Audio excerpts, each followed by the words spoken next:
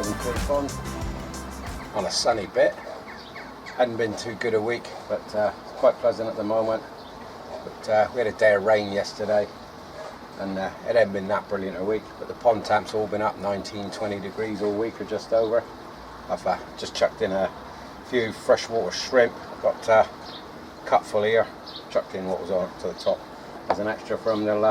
Once they realise what it is, they'll be up. Now, when we're on to the summer, full summer feeding at the moment, they're actually wolfing it down.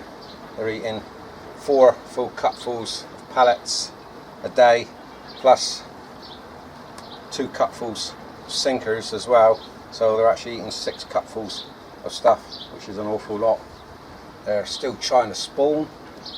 Mine tend to play with it each year. They don't seem to go straight in and just get it over and done with. It seems to drag on. They get knocks, bangs. I've got marks on several of them, so I'm thinking about putting a bit of an anti-bac and treating the whole pond. But just in case I've got to pull a fish out, I always keep a first aid kit on hand. Always got one of these in the shed, in date, just in case. You shouldn't be without one of these. It's the easiest way to get all the bits you need: some comms, some anti-bac, and to treat a wound. This time of year, you're really liable to get a wound on a fish. So several companies do these first aid kits, or you can buy the bits individually, but you want to make sure you've got it in stock, ready, just in case. All right. Last year, I had to treat a couple of fish with small bangs. It's usually the ogons; they get knocked around. This year, so far, I've had to treat scale on the top of the light-coloured chag. These things happen. They bash themselves around. They are absolutely stupid when it comes to spawning. Right, if you haven't already, I'd like you to smash the like and subscribe down here. It'd be much appreciated. Hit that one, give us a thumbs up if you enjoy the videos, thumbs down if you don't. I'll give you a close over the fish a minute, and I'll step back a bit because they don't seem to want to come up for this. For some strange reason, I'm putting them off. But I'll flip the camera up and wait till they come up and start feeding, and I'll film it a bit, and then I'll go into what we're on to this week.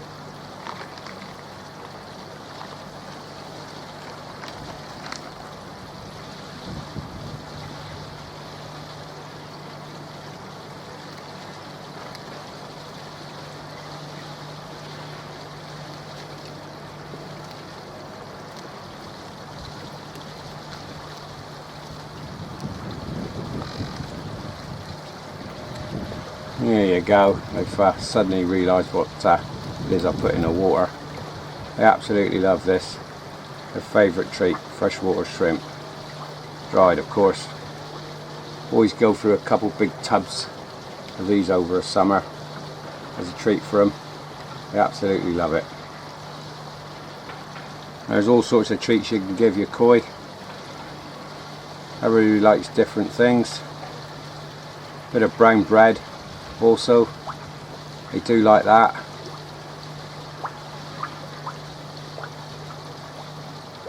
As you can see, the water's looking really good. Don't take much to spook them. I've got the skimmer off at the moment, or all this would end up down in the skimmer in blooming seconds.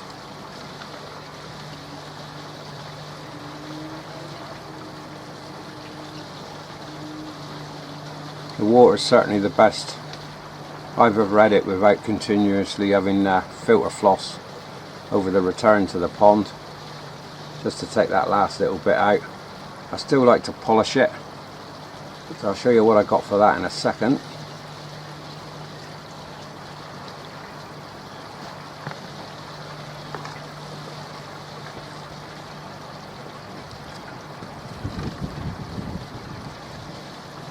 So over the returns to the pond, I normally wrap a line of filter floss around the 4 pipes that I've got in the veg filter. But I've got 4 of these now shoved over the pipes, return pipes. They funnel off on the ends, the outlets, so there's still a bit of a gap to the end, but that doesn't seem to matter. This is doing the job of the filter floss. I managed to pick these up on eBay.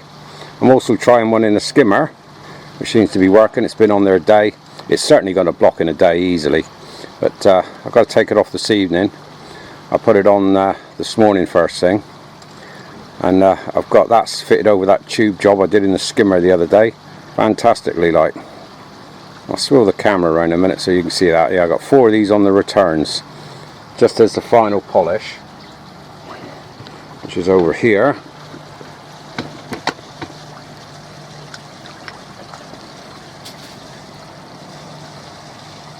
And I've got 4 returns in the veg filter.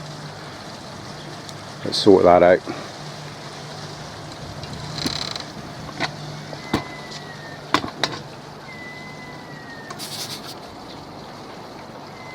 As you can see, they're a lot more interested now. The stuff's all over the blooming pond.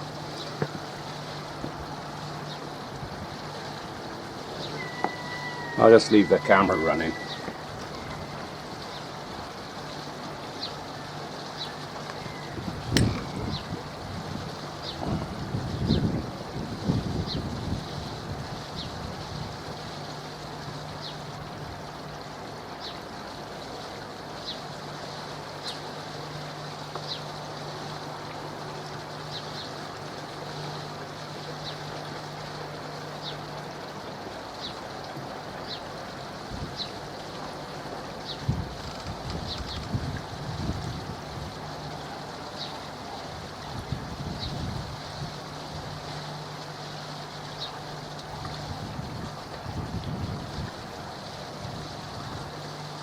As you can see, Leon, Budget Pond Keeping, that is, Leon from Budget Pond Keeping.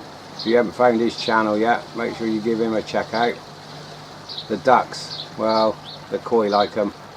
All the food, whatever you put in, always seems to hover around the edge of them. And the koi seem to know this, so they're quite happy to push them around all the time. But as to keeping birds or anything away, yeah, you got no chance.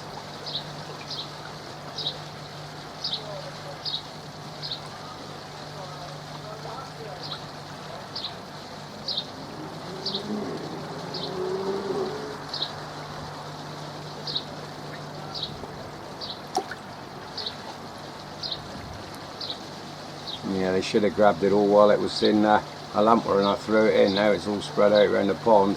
They're going to be chasing it down. Definitely one of their favourites. Never tried them on watermelon, but people have tried all things.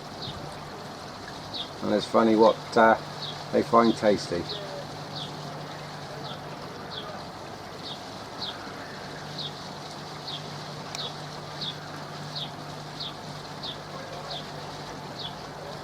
There centres me lone wolf that's left. Must be feeling a bit lonely without his mate. As I say, I had 6 of those years ago, down to the last one here now. Seems a shame to have him in the pond by himself, but I'm a bit overstocked anyway, so while we're on about overstocked, everybody seems to say, well, whatever your filters can handle and then some is the point you need to be at. You can't over filter, as everybody seems to be saying. The more filtration you can put on, the better. You just cannot over filter a pond. It's lovely down here in an evening when the sun's like this. Give them a feed. They'll ride around here now, and it'll take quite a while to polish all this lot off. While we're on it, quick update on the upflow filter. That's been running fine. I have popped another 25 litres of media into it, so I've got 100 litres of K1 micro in it now. I wasn't sure if it would take it and still boil, but I've slowly added it over the last 2 weeks, and that's in there and that's doing fine. This light coloured chag there on top That's the one you can see the scale at the nape of its neck sort of thing. Looking at far better. I don't know what it knocked it on. It's a weird fish, that one. Psychopath, I think. It's a bit evil towards the other ones, and some of you might spot the black koi that was on about catching. It's a nightmare when you put a net in here. They all just leg it. And usually, like I say, I just catch the 2 ogons because they're blooming easy to see. The fish in your pond is kind of down to a personal taste. So there's no expensive fish in this pond. I don't show me koi, and I can't see much point in spending hundreds of pounds on a fish when you're going to put it in your pond and you're not going to show it. Because also, you can get a fish, it looks handsome, you pay a lot of money for it. 2 years later, it doesn't look like what you paid for, and somebody wouldn't give you back half what you paid for it. They can change their patterns and markings so much over the years. You've got to buy a fairly old fish to be sure that the patterns are going to stay as they are without altering too much, and you're into it for a lot of money then.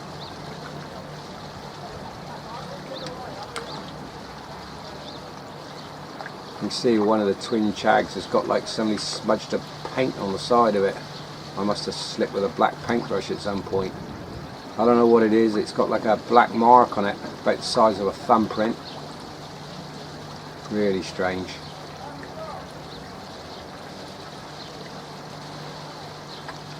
The offshore likes these shrimp. It's just beautiful down here at the moment. With this rubbish summer we've been having. It's terrible. But the temps have been good, so you can't complain at that, even if we haven't had the sunshine.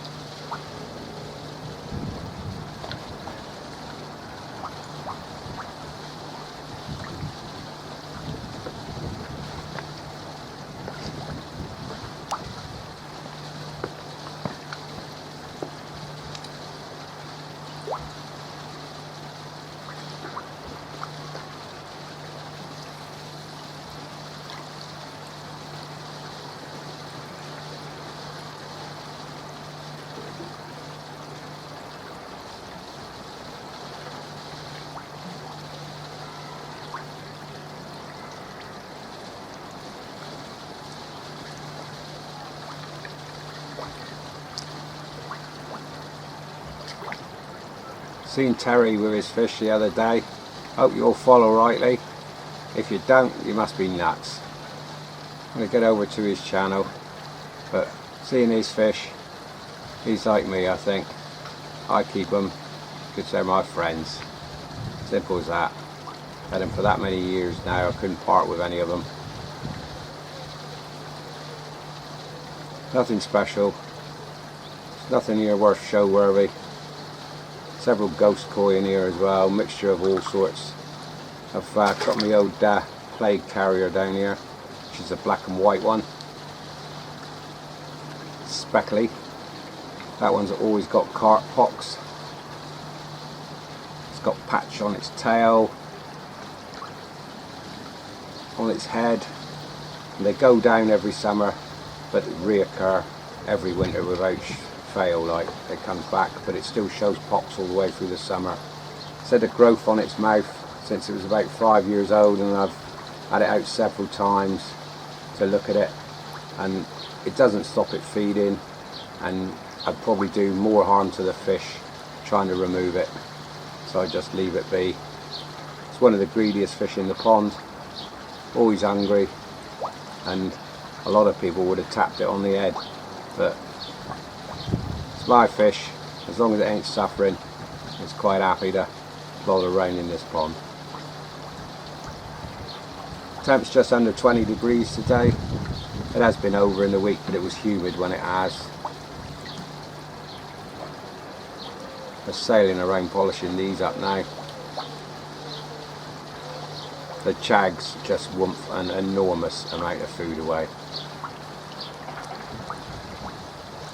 These fish can eat me out of house and home. To any of you that had the Eazypod discs or caps off of me, hope you're all getting on well with them. I'd love to see some photographs of them fitted, so if you want to chuck a photograph or two and post them up on the Devon Koi Facebook page, I'd like to see them. I'll make a couple of collage of pictures or something or other and put on the page. I know several people have contacted me, they're well happy. Yes, they work a treat. The caps and the compression discs, it all works. Next week, I think I'm going to start the summer competitions. I'm going to be doing 3 competitions over 3 weeks. I'll be giving away some of the koi plaques and temperature gauges, and I've got 3 of the discs here, compression discs, that they're made from well, won't call it recycled, repurposed plastic. I'll be giving away 3 of those and 3 sets of the koi plaques over 3 weeks in different competitions, so you want to stay tuned for that.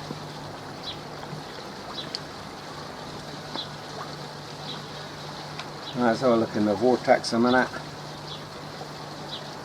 and at the upflow we'll see what's going on with them this week.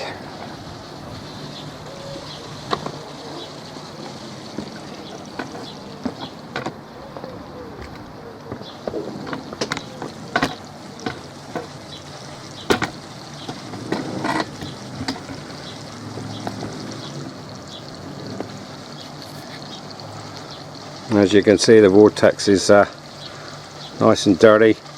That one, with the amount of food and everything I've been putting in, I've really upped the schedule. Been dumping that one 3 times a week.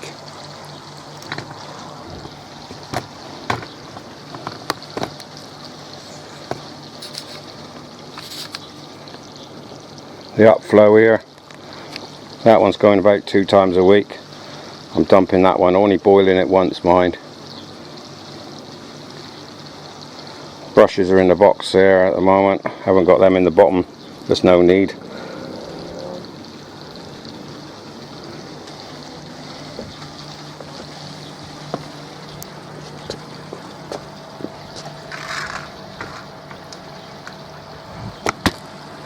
Eazypods are getting emptied, cleaned twice a week, 1 boil each time.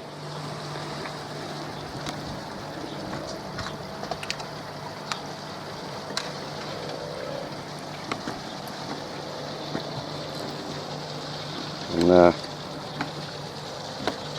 hoping you can see it in the skimmer at the moment. I've just got 1 of those blue foams. Now they're an absolute bargain. Find them on eBay. I bought 8 of them, and when I bought the 8 I think they were £11 something, so it's under £1.50 each. And the 4 in here, just taking out the last and the bits that come out of the veg filter as well, the bits of plant vegetation, catching that. I don't normally mind them in the pond because the skimmer picks them back up. I have to keep an eye on that. Normally if I put filter floss on there, it'll go for about 2.5 to 3 days, a wrap of filter floss around them, totally see it covering those pipes over 2.5 to 3 days, and then I have to swap it over. because it starts to block up, the veg level in the veg rises, and if I miss it, the veg overspills, and we don't want that. Okay, that's it. Quiet week really.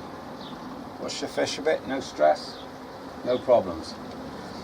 Interesting how everybody's been having these problems with the fluke. I did a lot of scraping up to a couple of weeks back, taking fish out. The ogons, as I say, they're the easy ones to catch. I just can't see the others with a bloody net. I can't move fast enough to catch them. But taking those out, regular scrapes, good slime coat on the fish there is. Nothing. Seemed fine, but everybody's having trouble with the flukes and shifting the damn things. Just don't understand it. Don't know how I've got away with it. Really don't. Maybe it's something to do with the water. Something in the water that they don't like or need or whatever.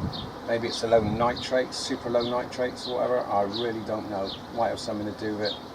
Maybe it's the plants help keep them away. I certainly get visits from birds here, as most people do. There's pigeons here, several of them, and they're that bold they'll actually land on the side of the pond while I'm sat here and have a drink out the pond, and I've just given up shooing them away. Can't be bothered anymore. But I know everybody reckons it comes in on bird poo, but we've got slugs and snails as well, we've got all that, so who knows. Right, so remember next week it'll be first of the 3 competitions. Starting out, it's koi plaques, and I'll be giving away 3 repurposed plastic discs. Chance of winning those. So, from down here in sunny Devon, if you haven't already, smash the like and subscribe. If I bored you to death, give us a thumbs down. If you found it rather interesting, thumbs up would be nice. Hoping to get up and see James again soon. We're on the school holidays. Got to keep an eye on his pond build. Absolutely fantastic. It's like a jaw dropper. You wait until you see it finished. You're only seeing it on camera. You want to see it in the flesh. Right, anyway, from me down here in Devon, we'll catch you all next week with another update. Bye for now.